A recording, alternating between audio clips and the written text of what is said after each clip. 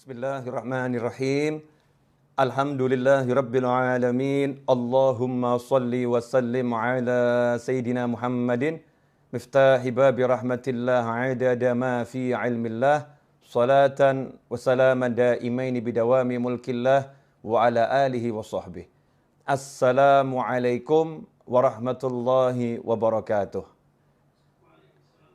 Teman-teman semuanya, kaum muslimin dan muslimat dimanapun berada, alhamdulillah kita berada di tahun baru 1442 Hijriah. Di hari pertama bulan Muharram, mudah-mudahan kita semua bisa menjadi seperti bayi yang baru lahir. Ya, bayi yang baru lahir seperti kertas putih yang belum ada coret-coretannya. Maksudnya apa? Tidak punya dosa, tidak punya salah, karena sudah diampuni, dimaafkan oleh Allah Subhanahu wa taala. Amin Allahumma amin. Yang lewat biarlah sudah lewat. Yang sekarang yuk kita isi dengan kebaikan, dinikmati. Yang akan datang itu misteri, kita nggak pernah tahu bisa sampai atau tidak, maka pasang niat yang baik-baik. Ya, pasang harapan yang besar. Itulah cara melangkah setiap hamba Allah Ta'ala dalam mengarungi samudera kehidupan. Jadi orang hidup itu dikatakan oleh para ulama As-Sufi Ibnu Waqtih. Yang namanya Sufi, orang yang selalu mengolah hatinya dengan menghias lahirnya dengan berbagai kebaikan, menghias lahirnya dengan perintah-perintah Allah Ta'ala dan dijauhkan dari larangan Allah Ta'ala, menghias hatinya dengan keindahan-keindahan dan membersihkannya dari segala kotoran. Sufi yang seperti itu dikatakan Ibnu Waqtih, orang yang hidup di masa kini, bukan orang yang hidup di masa lalu. Banyak orang itu hidupnya di masa lalu. Ada pula orang yang hidupnya di masa depan. Dia nggak sadar kalau waktunya bukan nanti, waktunya bukan kemarin. Waktunya adalah sekarang. Ya, waktunya adalah sekarang. Ikhwani rahimakumullah, itu yang pengen saya jabarkan berkaitan dengan tema yang diangkat. Ya, yang ingin saya jabarkan. Mudah-mudahan saya diberi pemahaman, diberi ilmu, dan diberi kemampuan untuk mengamalkannya dan menyebarluaskannya. Begitu juga antum semua yang menyaksikan saya saat ini, mudah-mudahan dapat hal yang sama dan lebih. Amin. Akhwani rahimakumullah, hidup bukan untuk berada di masa lalu. Jadi masa lalu itu cukup disadari, yang baik sekarang kita syukuri, yang buruk kita istighfari, minta ampun sama Allah Subhanahu wa taala. Caranya apa? Dengan menikmati masa sekarang. Jadi jangan sampai masa sekarang hanya untuk menyesali masa lalu. Wah, seandainya dulu, kalau dulu saya tidak begini, kalau seandainya, buang semua itu. Yang ada adalah sekarang, saat ini. Saat ini saya dikasih Allah sehat, saat ini saya dikasih Allah waktu, saat ini saya dikasih Allah banyak kenikmatan yang tak terkira. Saya akan pakai ini untuk membuat Allah senang. Ridha, untuk membuat Allah senang dengan saya, membuat Allah cinta kepada saya. Kalau kita hidupnya seperti itu, mensyukuri yang ada saat ini, otomatis hal-hal yang buruk di masa lampau itu akan sirna dengan sendirinya. Karena orang yang syukur, orang yang mensyukuri keadaannya sekarang, maka oleh Allah Subhanahu wa taala akan diberi tambahan nikmat, dan tambahan nikmat. Di antara tambahan nikmat yang paling besar itu adalah bisa taat dan bisa jauh dari maksiat. Itu tambahan nikmat yang paling besar. Bisa taat dan bisa jauh dari maksiat. Dosanya yang lampau otomatis diampuni oleh Allah Subhanahu wa taala karena Allah senang sama dia. La in syakartum la azidannakum wa la in kafartum inna adzabi lasyadid. Kalau orang yang kufur nikmat dikatakan siksanya pedih. Kalau orang yang mau mensyukuri nikmat, maka ditambah nikmat. Ditambah nikmat ya otomatis dosanya dihapus. Karena orang punya dosa kan bukan dalam nikmat, tapi dalam azab. Ya, dalam azab. Karena itu fokusnya sekarang, saat ini. Saat ini saya harus ngapain ya? Saat ini harus ngapain? Saat ini saya harus apa? Daripada mikir yang panjang-panjang, kalau saat ini lagi berada di hadapan orang tua, nikmati orang tua. Jangan di hadapan orang tua, mikirin yang di luar. Sehingga kehilangan waktu untuk taat. Karena waktunya sekarang lagi bersama orang tua, di hadapan orang tua, duduk sama orang tua, harus ngapain? Jalankan perintah Allah kepadamu terhadap orang tuamu. Perintah Allah kepada kita terhadap orang tua kita. Oh, kita harus memandangnya dengan cinta. Oh, mendengarkan ucapannya dengan sayang. Oh, saya harus ngomong dia dengan lemah lembut, gak boleh ngomong kasar. Oh, saya harus menyabarkan diri saya untuk duduk bersama orang tua saya. Ya, kalau udah begitu akan ditambah nikmat. Kalau nanti kita punya rencana bisnis setelah duduk sama orang tua, kalau nanti kita punya rencana apapun setelah duduk sama orang tua, nanti itu akan dibereskan dengan berkat yang sekarang ini kita syukuri. Yang sekarang kita syukuri, yang nanti dibereskan sama Allah Subhanahu wa taala, la azidannakum. Pasti aku tambah nikmat. Nah, ini ndak lagi sholat, sekarang waktunya sholat. Mikirnya harusnya sholat. Waktunya sholat, mikirnya makan. Nanti saya habis sholat, saya mau keluar, saya mau pergi ke restoran ini. Saya mau ketemu sama teman-teman saya mau makan di warung sana. Nanti habis sholat, saya mau cari di menu, ya warung-warung online. Ya. Ada warung online banyak, restoran online, saya mau cari menunya apa, habis sholat. Tapi mikirnya dalam sholat. Sehingga kehilangan waktu sholat, nikmat sholat. Nah, begitu pula ketika duduk bersama pasangan hidup. Masya Allah. Ada suamimu, ada istrimu. Duduk bersama, asyik. Gak usah ngobrolin orang lain. Yang aneh itu ketika duduk bersama ngomongkan orang lain. Ya, kecuali kalau obrolan itu obrolan yang bawa kebaikan. Artinya ngomongkan yang baik-baik. Lagi belajar bersama, kita ngobrolkan kebaikan orang lain untuk dicontoh. Tapi gak usah ngobrolin hal-hal yang gak enak yang dialami orang lain atau gak enak tentang orang lain. Sehingga kehilangan kenikmatan ngobrol dengan dirinya berdua. Yang lebih aneh, duduk bersama pasangan tapi ngobrolnya sama handphone. Ya, ngobrolnya sama handphone. Kehilangan kenikmatan saat ini. Saat ini lagi ngapain? Lagi duduk sama pasangan hidup saya. Ya udah, duduk dinikmati bersama pasangannya. Caranya bagaimana? Ajak ngobrol tentang ilmunya Allah Subhanahu wa taala.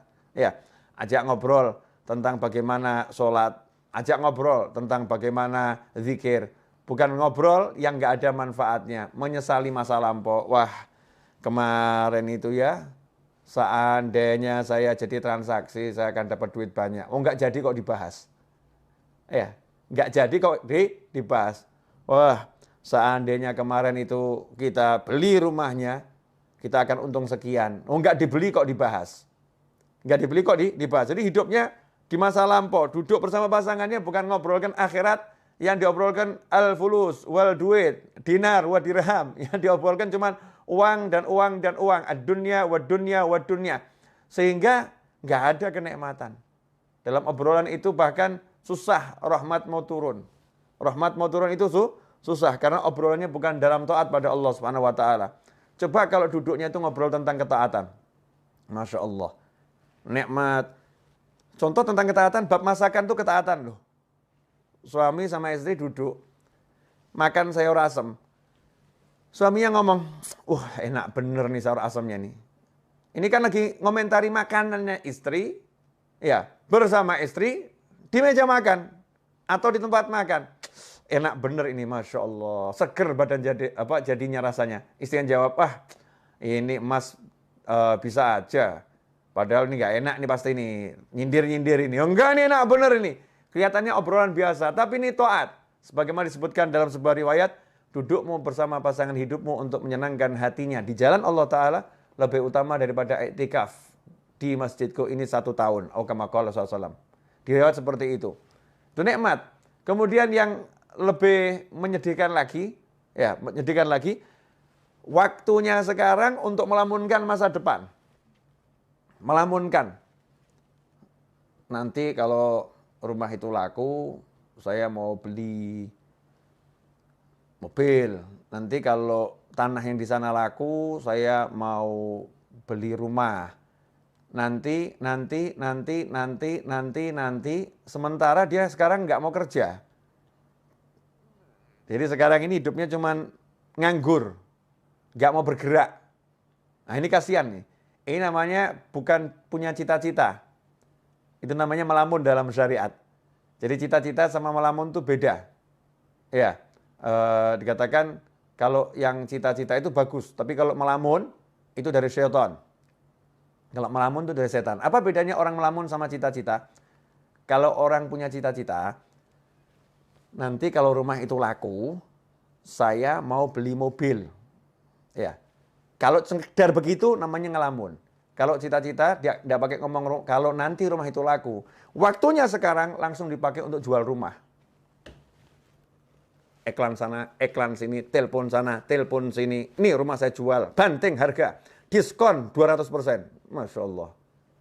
Ya, apanya yang 200% kan belum dijelaskan, kasih bintang kecil 1. Ini biasanya teknik iklan nih. Bintang kecil. Pak, ini maksudnya diskon 200% apa nih?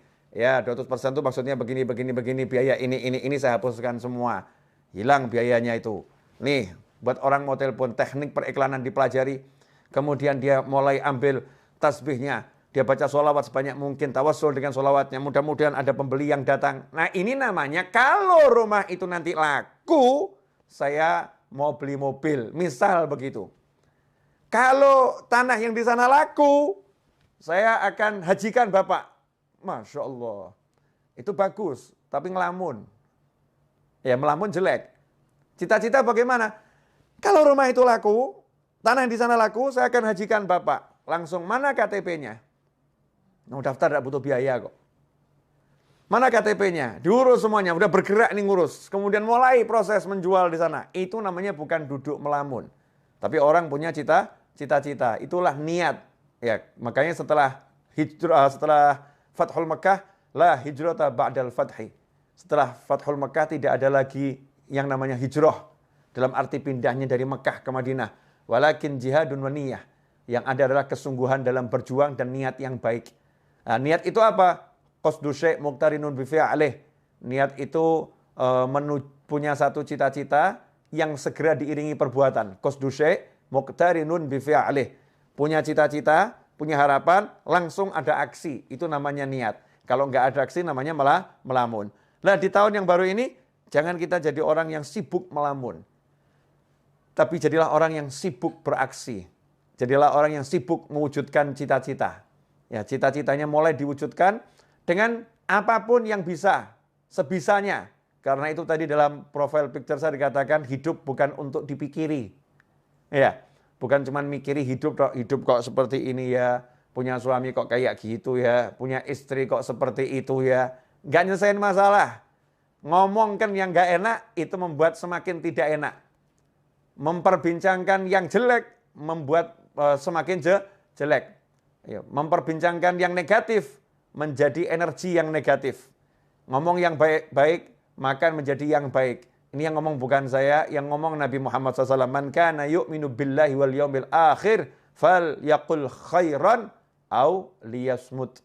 Barang siapa iman, percaya, man kana yu'minu billahi wal yaumil akhir, kepada Allah dan hari akhir, fal yaqul khairan.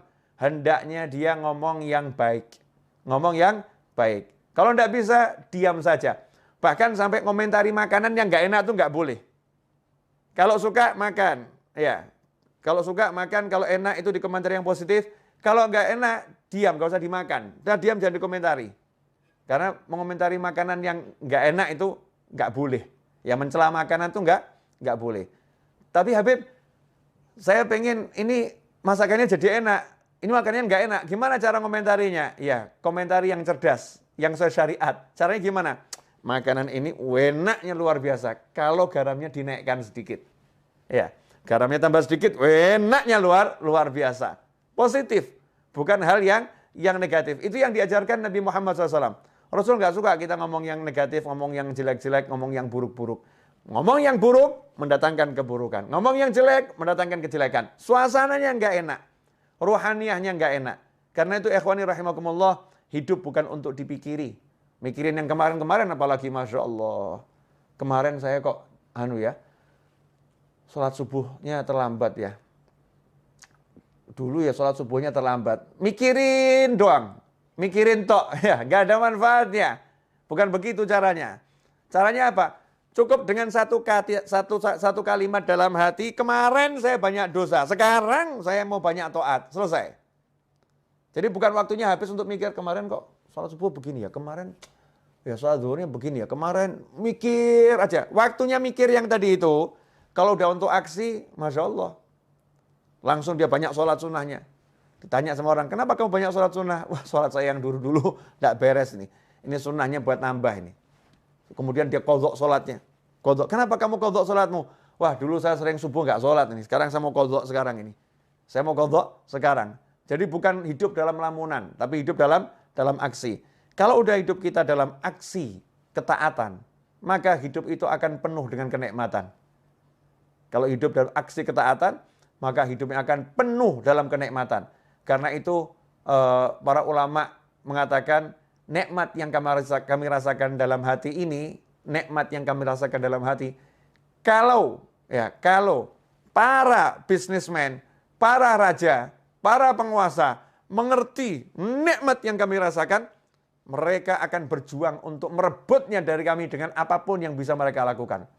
Kalau tahu ya, mereka akan merebutnya dengan apapun yang bisa mereka lakukan. Ya, tapi karena mereka nggak tahu, dan toh kalau tahu juga nggak bisa. Kenapa? Tempatnya di hati. Gimana mau merebut hati? Susah. Yang di hati mau diambil tuh susah, nggak bisa. Bisanya dengan cara melakukan hal yang sama. Kalau mau merasakan nikmat yang dimiliki oleh para aulia usholihin, nikmat yang dimiliki orang-orang soleh, ya tiru aja yang dilakukan orang-orang soleh. Nikmati apa yang dinikmati orang-orang soleh. Orang soleh nikmatnya duduk berzikir, tiru duduk berzikir. Orang soleh nikmatnya duduk baca Al-Quran, tiru duduk baca Al-Quran. Orang soleh nikmatnya duduk cari ilmu, tiru duduk cari ilmu. Orang soleh nikmatnya bersedekah, tiru ya hidup bersedekah. Orang soleh nikmatnya membantu orang lain, tiru bantu orang lain. Dan seterusnya dan seterusnya. Nanti Allah Ta'ala akan memberi kita rasa nikmat seperti beliau-beliau. Dan ketika kita mencontoh pun udah ada nikmatnya. Naik kadarnya, dan terus akan semakin besar. Ikhwani rahimakumullah. Tentunya dalam menjalani hidup itu bukan untuk dipikiri tapi dijalani. Bukan berarti kemudian mulus. Dalam menjalani hidup, namanya juga manusia. Menjalani hidup pasti ada musuh. Nggak mungkin nggak punya musuh. Lantas siapa musuhnya? Jangan salah. Jangan menganggap manusia itu musuh. Karena manusia itu semuanya bersaudara. Semuanya kalau ditanya, kamu anak cucu siapa? Kami Bani Adam, anak cucu Adam. Semuanya saudara. Ya, manusia itu semuanya bersaudara. Memang tingkat persaudaraannya beda-beda. Tapi pada aslinya semua manusia bersaudara. Musuhnya manusia itu adalah siapa? Ya, wahfadil qalba an yulima bihi syaitan wan nafsu wal hawa wad daniyah. Pertama setan, kedua nafsu, yang ketiga hawa alias ego, yang keempat daniyah, dunia. Itu musuhnya manusia. Setan, nafsu, hawa, dunia. Setan jelas nggak kelihatan. Kadang-kadang setannya juga menjelma jadi manusia, betul-betul menjelma jadi manusia.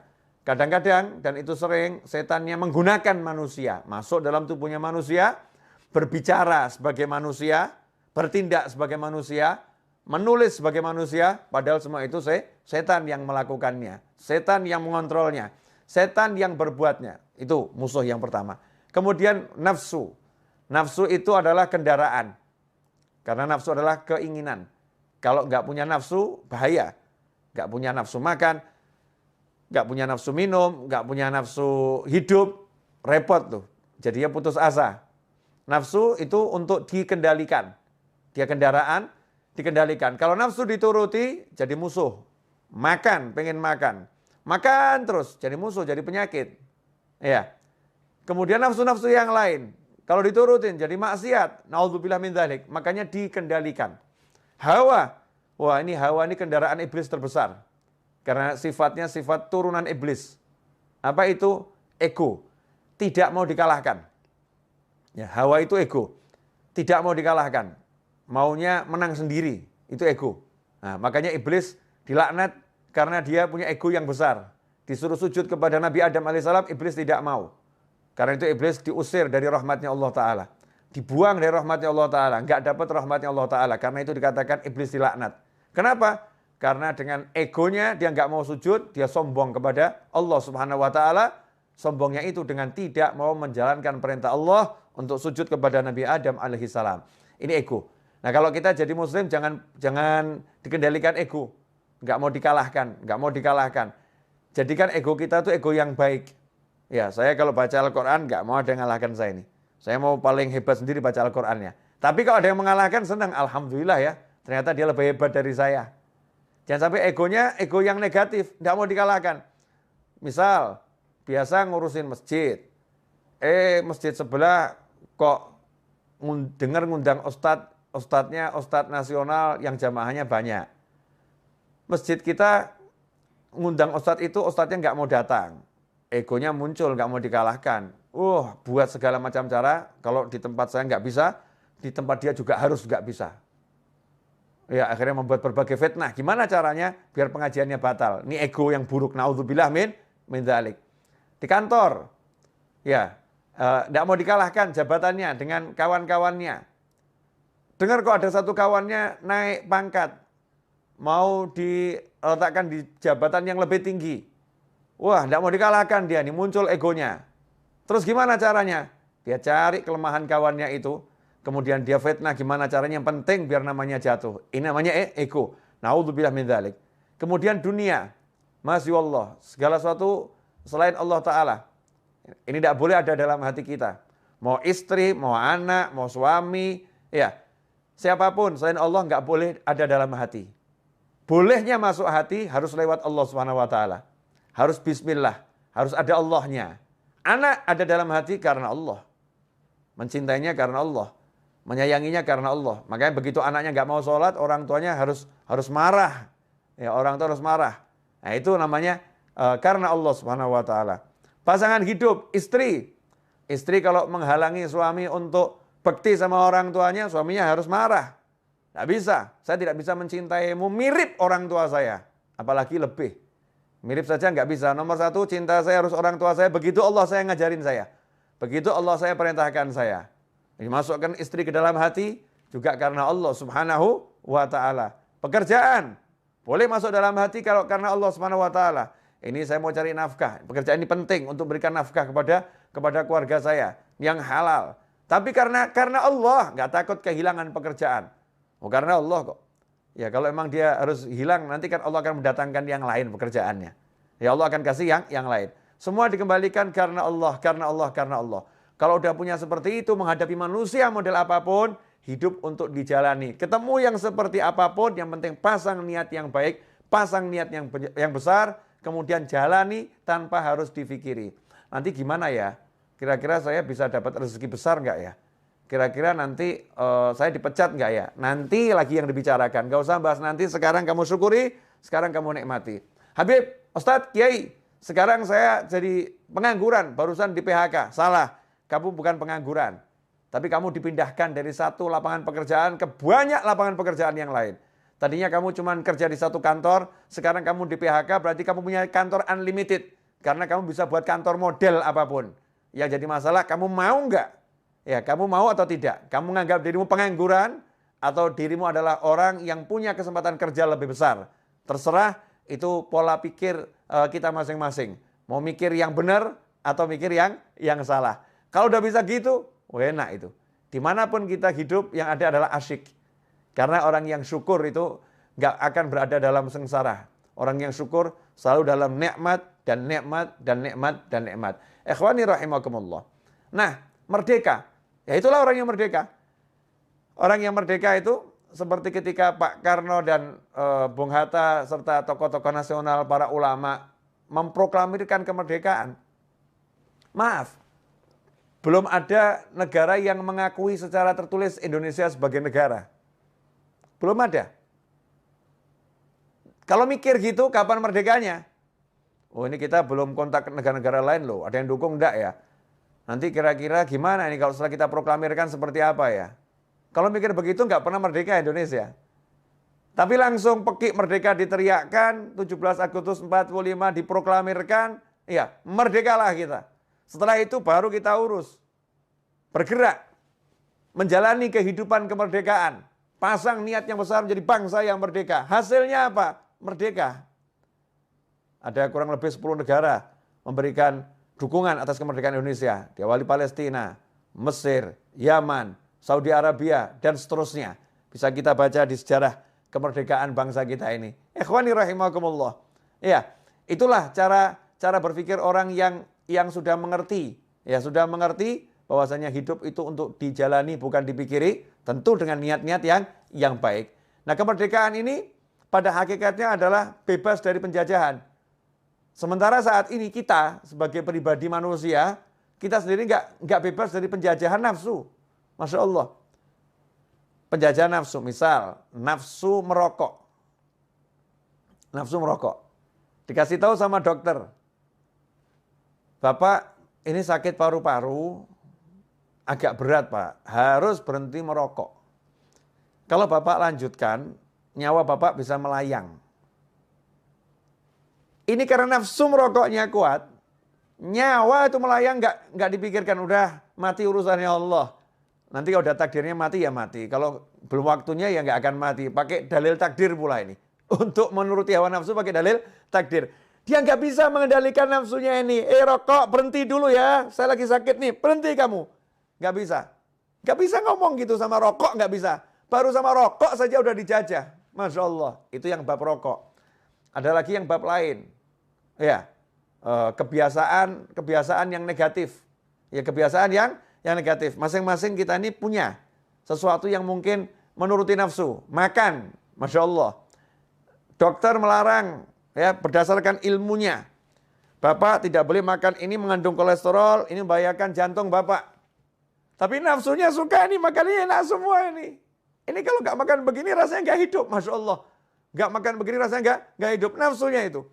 Ini kalau diturutin, nggak berhenti dari makanan macam-macam tadi, maka akan jadi sakit yang semakin parah dan akan menghilangkan nyawa. Na'udzubillah min dzalik. Muslim yang merdeka, dia bisa katakan sama nafsunya, stop dulu ya, sampai kondisi saya itu sudah betul-betul baik.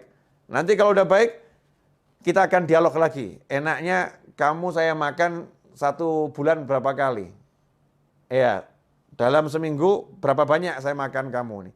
Dialog sama nafsunya nih. Nafsunya dikendalikan, itu baru muslim namanya. Itu namanya orang yang merdeka. Ya, orang yang merdeka. Kalau belum begitu, masih dijajah oleh setan, nafsu, hawa, dan dunia. Yang paling kesian yang dijajah sama dunia, Masya Allah. Takut kehilangan duit. Takut kehilangan pekerjaan. Gara-gara takut kehilangan pekerjaan, disuruh melakukan yang haram apapun dijalani.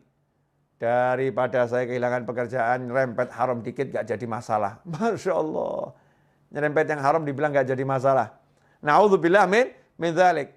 Gara-gara takut kehilangan pekerjaan, jelas-jelas ibunya di desa memanggil, nak pulang, temanin ibu. Ibu sudah tua, ibu gak mau meninggal sendirian. Pulang kamu nak, temanin ibu. Dia katakan, maaf bu, saya gak bisa pulang.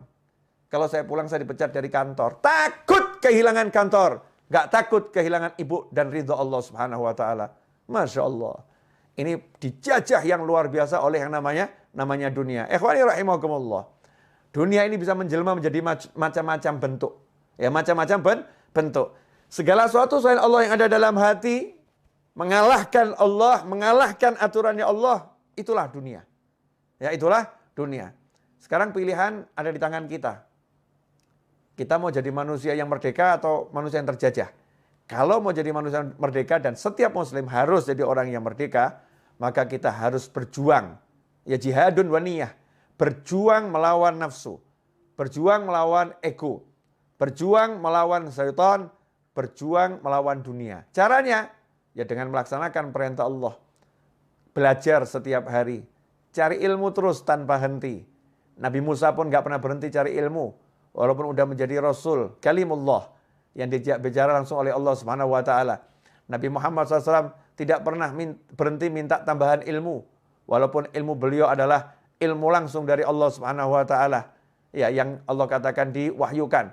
Kalau bicara Rasulullah semuanya itu wahyu ada dalam hati Nabi Muhammad SAW. Rasul masih suruh minta terus sama Allah. Wa qur rabbi zidni ilma. Ya Allah, berilah aku tambahan ilmu. Ikhwani rahimakumullah. Karena itu dalam mengisi kemerdekaan dan mengisi sisa-sisa waktu yang kita miliki dalam perjalanan hidup sampai nanti akhir usia, maka tidak ada yang lebih baik daripada mengisinya dengan ilmu dan amal soleh. Ilmu dan amal soleh. Insya Allah kalau begitu, hidup kita akan penuh dengan ketenangan, kenyamanan, dan kebahagiaan. Jazakumullah khairan. Ini yang bisa saya sampaikan. Waktu saya keselebihnya saya kembalikan kepada yang